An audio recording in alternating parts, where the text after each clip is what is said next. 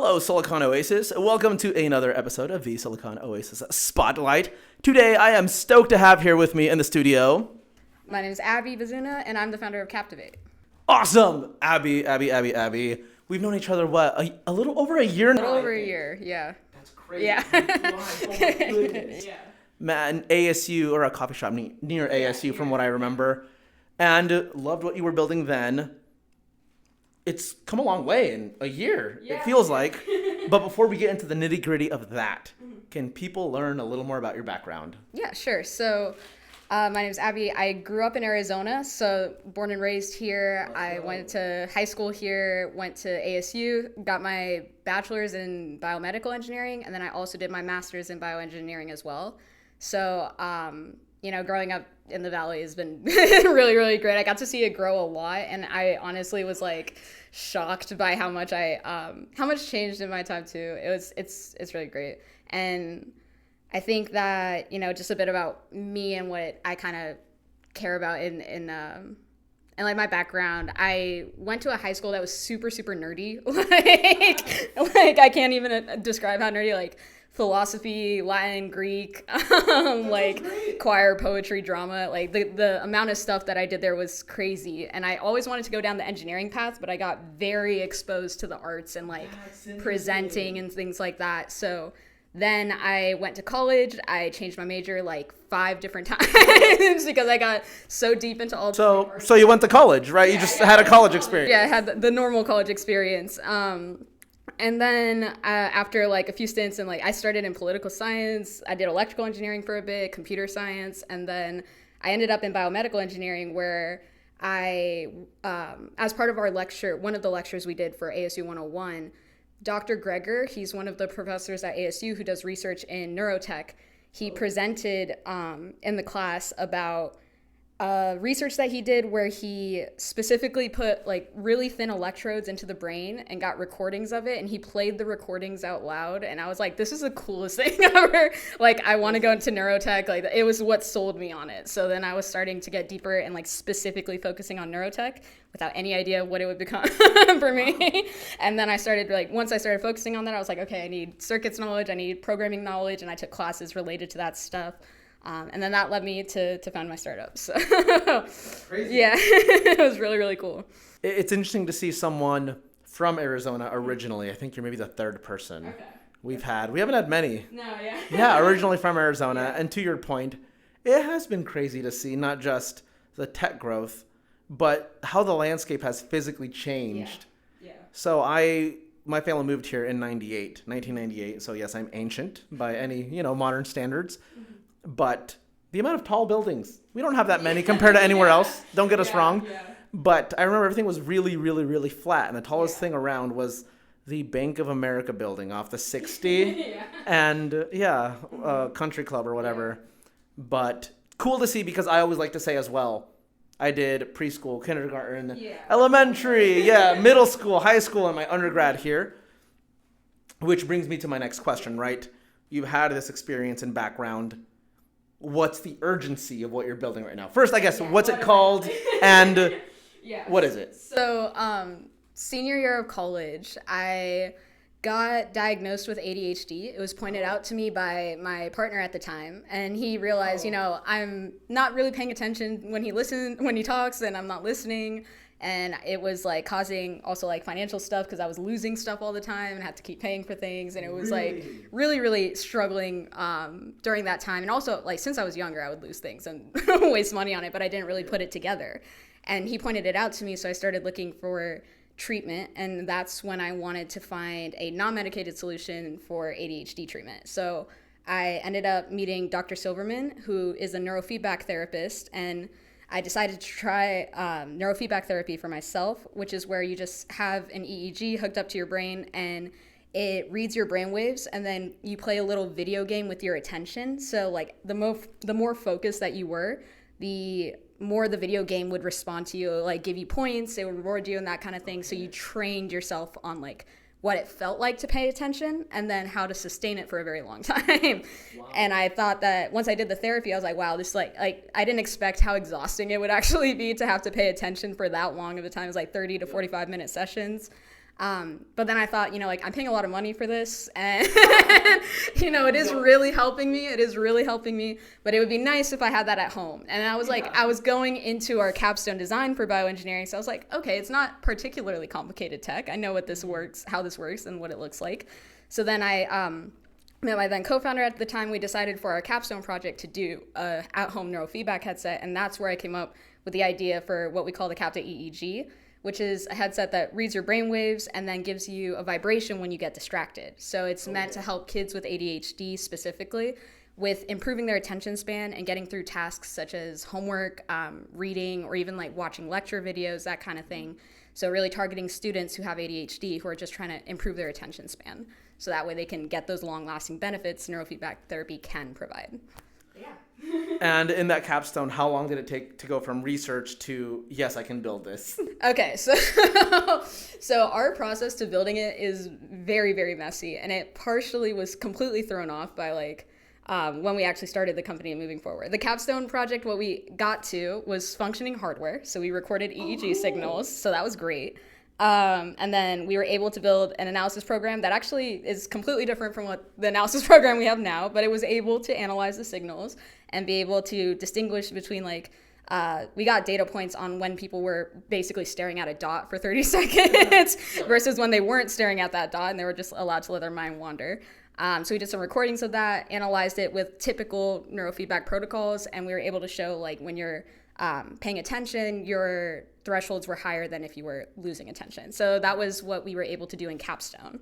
Okay. But that was also very, very challenging, but we got to somewhere very good at the end of it. Yeah. It sounds very challenging. Yeah. How long have you been building the company from start date to now? So let me remember.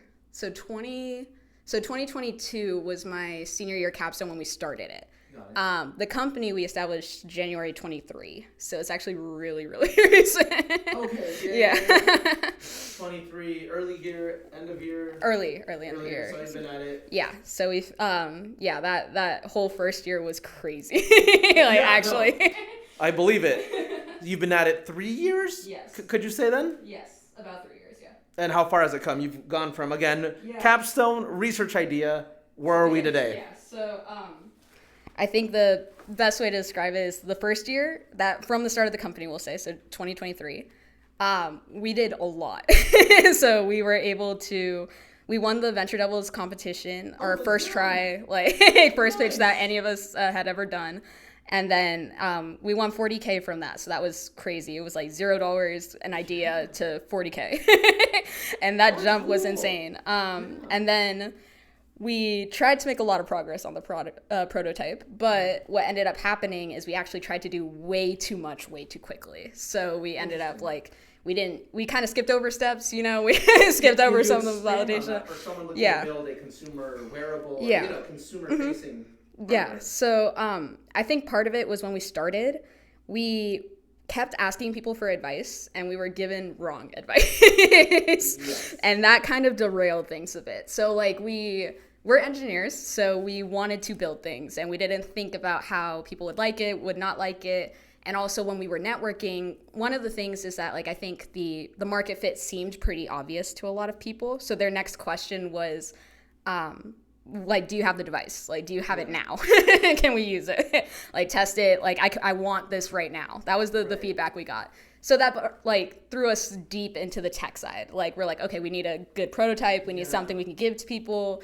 And we were going the totally wrong direction with the prototype. It was way too complicated. We did way too much. And it was we were barely making progress because of that. Yeah, that sounds exactly like the engineering problem. Yes, yeah, exactly. Yeah. Right. At the end of the first year, though, we did end up getting a mentor who did push us to do the market validation. And that's where we started course correcting. We got back on track. We got a lot of user validation interviews. We did problem-focused ones, and then we did some solution ones. And then we did the second pitch in the Venture Devils competition. So we did a second time, and then we won that one again. So then we got another $20K out of that. And we also got into a legal program called the BASE program that gave us $10,000 in free legal help, which was really, really helpful. Like, yeah, hey, that was insane. That one really helped us because we could get like our corporate conversion docs because we registered as an LLC, which was also a mistake. Yeah, so we got our corporate docs, NDAs, like we figured out all of that stuff. Also in this time, I did partner with Dr. Silverman, the therapist who treated me. So that also was a really huge help. Full circle moment. Yeah, full circle moment. He was very excited about the idea because he was like, I was kind of looking for something like this. He tried other at-home neurofeedback units. He didn't like them. I got to try the ones that he had and I didn't like them. He was like, charging you so much money. Yeah. So he was like, no, this is actually a really great idea. He wanted to be an advisor and everything. So he's part of the company as well. And then after that first year of like really crazy progress and like, prototype bumps along the way. That's so cool. No, you're good. And then the second year happens and it's like everything kind of stalls. It's like one of those low points where it's like the prototype's not working because we went too deep into it and we tried to remove some of the complexity of it, but we didn't remove it enough. And then we didn't realize it till like kind of later. And then we got into maybe around June, July, where it's like I started realizing, okay, like I know exactly bare minimum what this needs and like what we can do to get it done. And how did you get to that validation point to say, I know what this needs, this is it? I read this book that gave really great advice. I believe it was called Rework, but in the book, it talked about how you have to kind of think of it when you're first prototyping. If you had to launch your product in 2 weeks, what would you get rid of? Like, what would you completely remove? What would you keep? What are like the core functionality that you need? And that really helped me put it into perspective because then I was like, okay, I know bare minimum what this needs now, and it's a lot easier to build once you have like bare minimum what does my prototype need. 100%. And it's always tricky in a way because hardware is, in my opinion, right? I could sound extremely uneducated here, but I don't think it's terribly uneducated because it's hard to validate until you have it. Yes. You know what? No, I'm going to take it back. Okay. It's an educated guess because, so it is hard to validate. Humane AI, right? Yeah. I don't know if you heard about the Humane AI pin. No. What is it? Oh, okay, cool. So I get to teach someone something finally. I'm always learning from podcast guests. Yeah. So the Humane AI pin was a wearable that just kind of pinned to your chest or arm, whatever. But essentially, it would display a screen, like virtually Iron Man style on your hand, and you could select options. It was an AI companion, essentially. So you could say, hey, Humane, what am I looking at in front of me? And it would take 25 seconds to tell you, that's a Tesla. And people were, in the engineering world, they were impressed by it, right? Oh, this is the future of wearables. We don't need phones anymore. And then it launched into market, and it was a $700 plus product with a $200 something subscription a monthly. And no one bought it, and it failed, and But it reminds me, that's why I said it's such an engineering problem where people think it's just this amazing thing. But how do you know it's popular until you put it into someone's hand, and not just another engineer's hand, right? Like a person in the public you can trust. It's hard, in my opinion, to collect that data effectively. And I think that for us, I don't know if this is just like more unique based off of the product that we're dealing with, but a lot of people have ADHD. And so when I talk to people who have ADHD, their reaction was very much like urgent. It was like, I want this now kind of thing, right? And so we kind of skipped over the market validation part, partially because of that, because we were like, okay, we think, we're getting a lot of really positive feedback that we didn't expect, but we never actually found out if like what we were building specifically was going to work for them, right? And that was when we started doing mock-ups. We started designing, like, very loosely what it would look like, how it would be used. We built, like, a Figma interface for it so that you can, like, tap through, see what it looks like.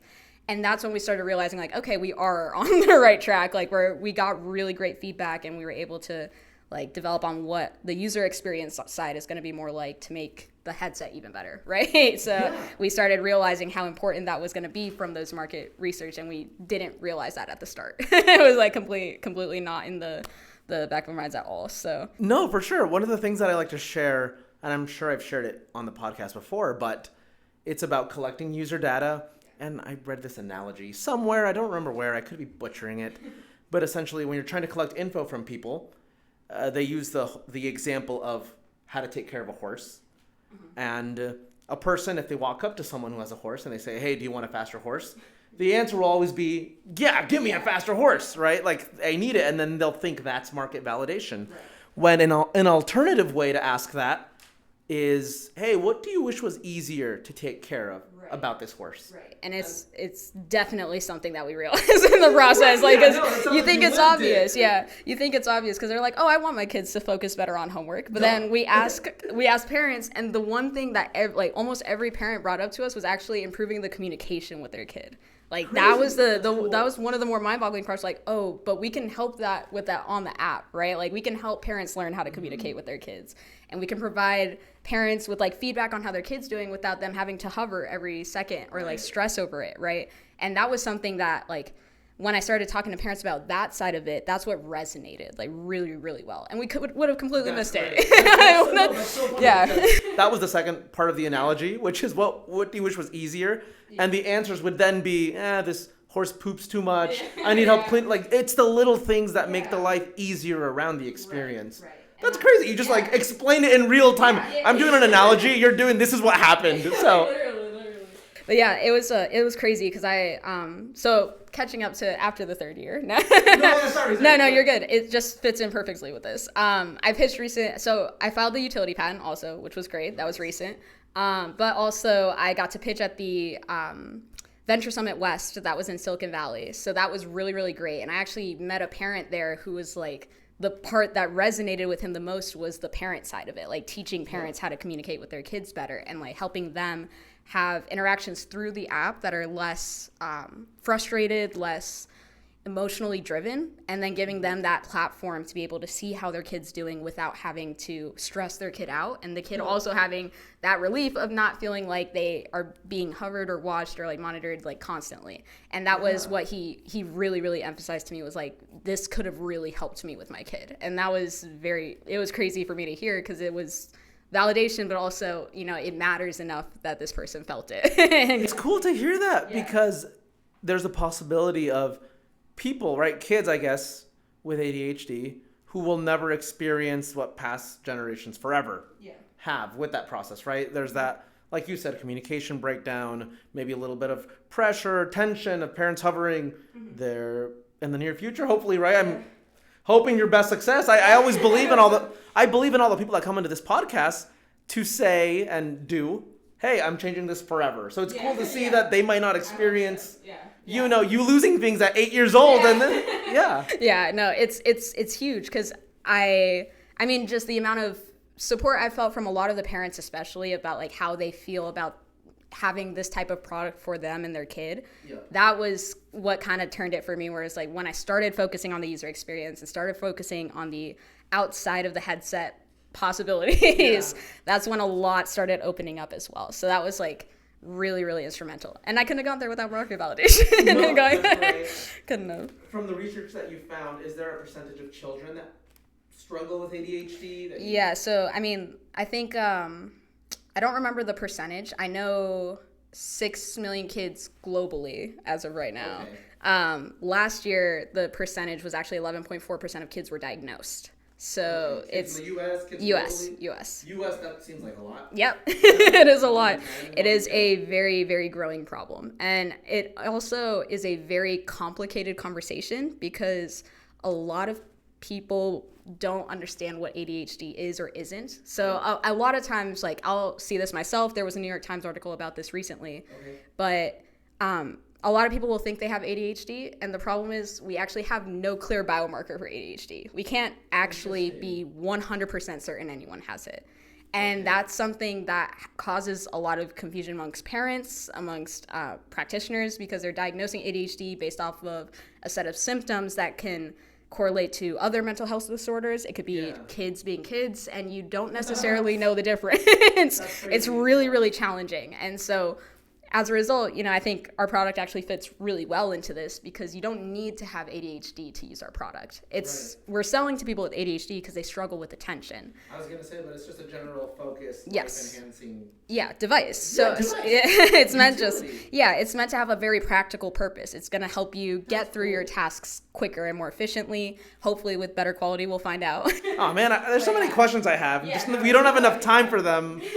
One of them would be, is the market starting at ADHD and then expanding to just, professionals in general, or I might be talking way too far down the line, but we've thought about this a lot actually. So starting direct to consumer, because we think that there's just a lot of people who struggle with current ADHD treatments that are out there, and no matter what treatment you use, you can still use our device. And that was the kind of feedback I got from parents as well when I was testing the idea with them. This is something they thought they would do alongside medication. That's what they were thinking, because medication is really, really effective at helping with ADHD. And there's a lot of evidence to support that as well.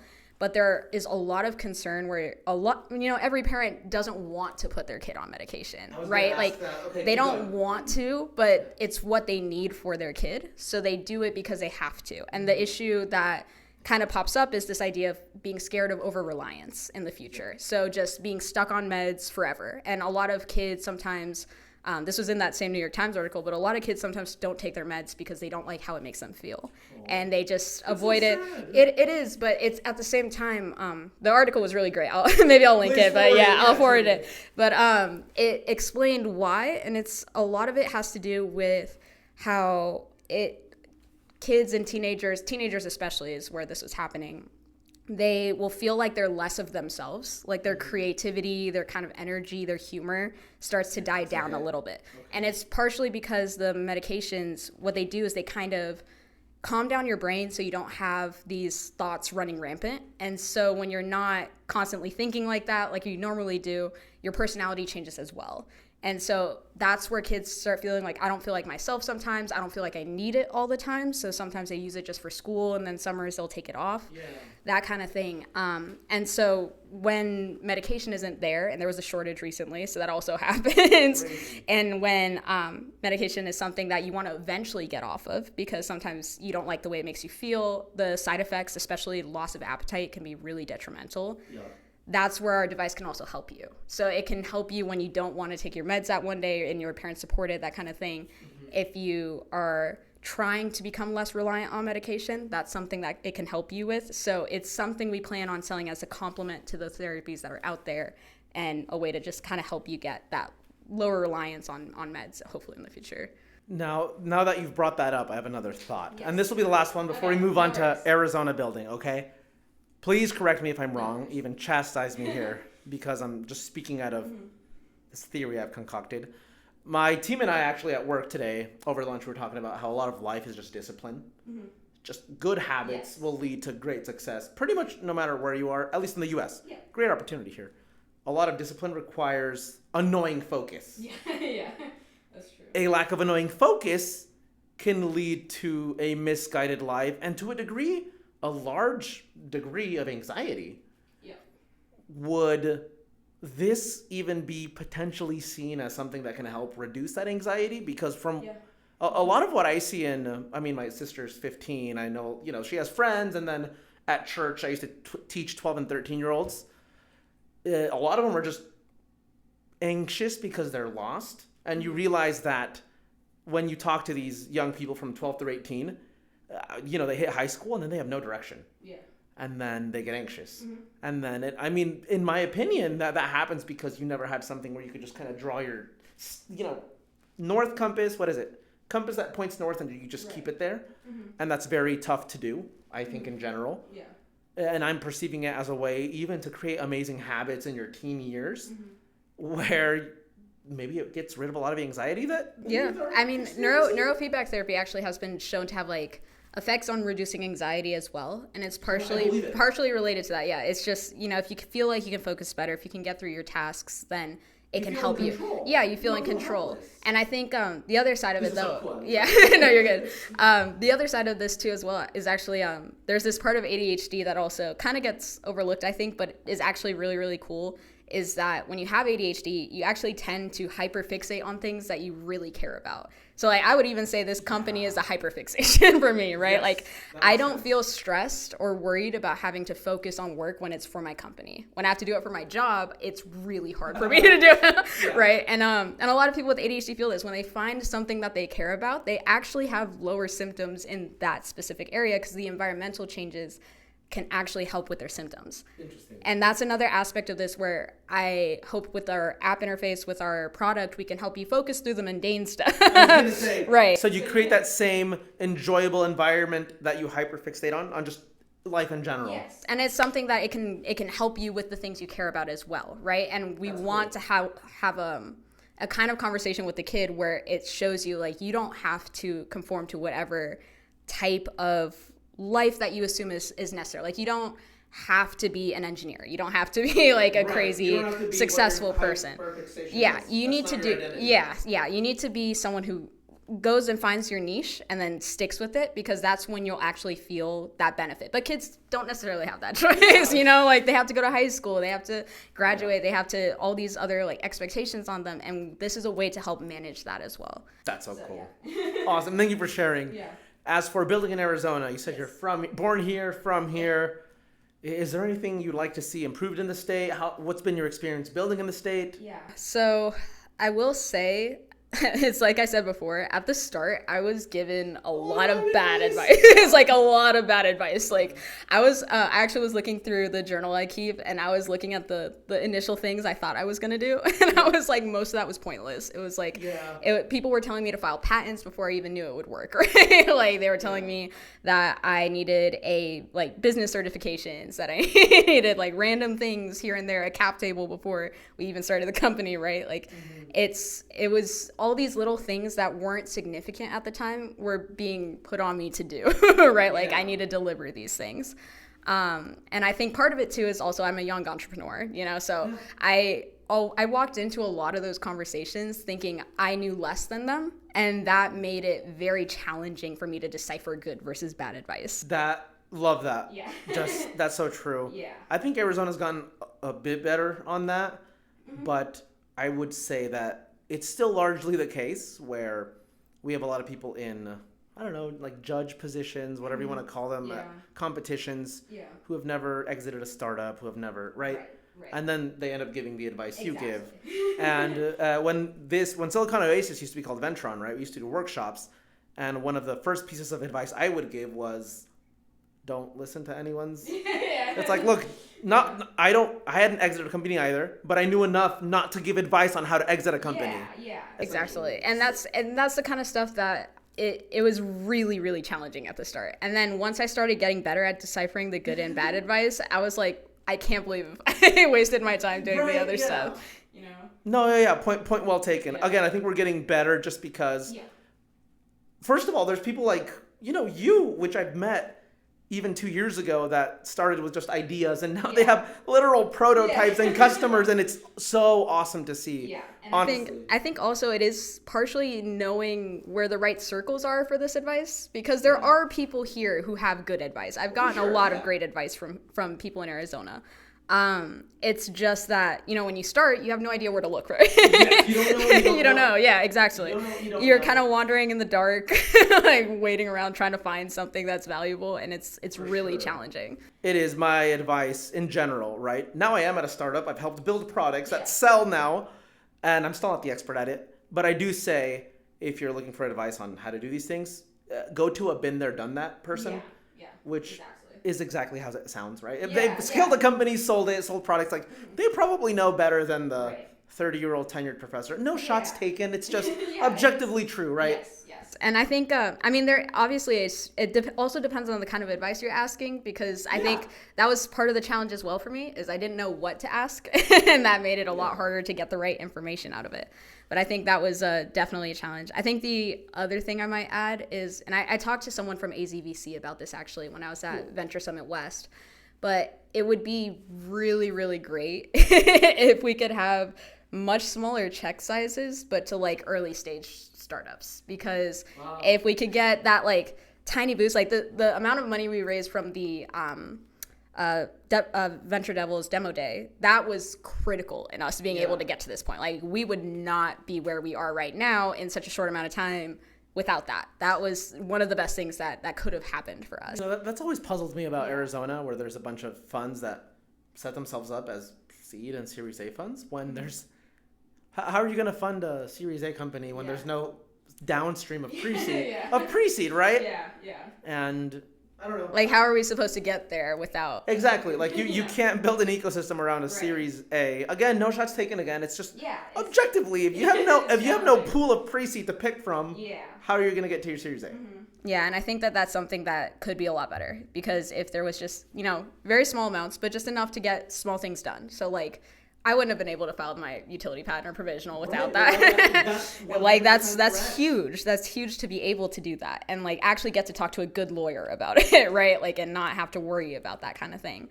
And being able to do market research and like pay people for their time so that way they are incentivized to come, especially for moms. We realized it's really hard to get moms to do things outside of their schedule, right? Yeah. So we need to be able to do research like that and be able to pay them for their time so that way there's an incentive to do it. To that point, are there any groups you'd like to give a positive shout out to that did help you out? So other builders?